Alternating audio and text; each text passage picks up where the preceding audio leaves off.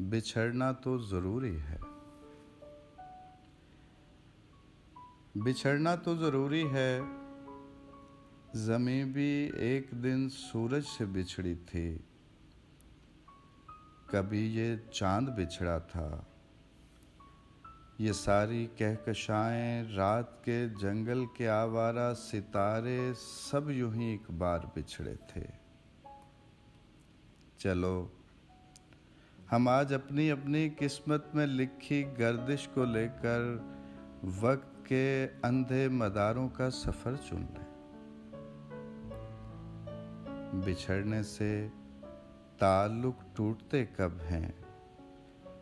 ताल्लुक तो फ़कत कुछ कुर्बतों, कुछ दूरियों का खेल होते हैं। बिछड़ने से नहीं डरते।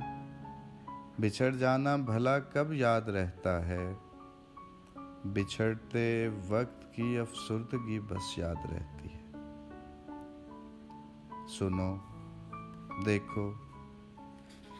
सुनो देखो कभी शायद हम अपनी गर्दिशों के दायरों में घूमते एक दूसरे के पास से गुजरें।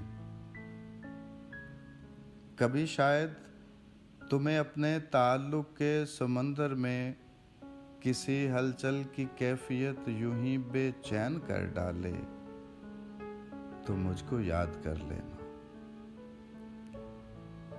गुजरते वक्त की मुट्ठी से गिरते चंद लम्हों के ताक़ुब में कहीं मेरी कशिश महसूस कर लेना।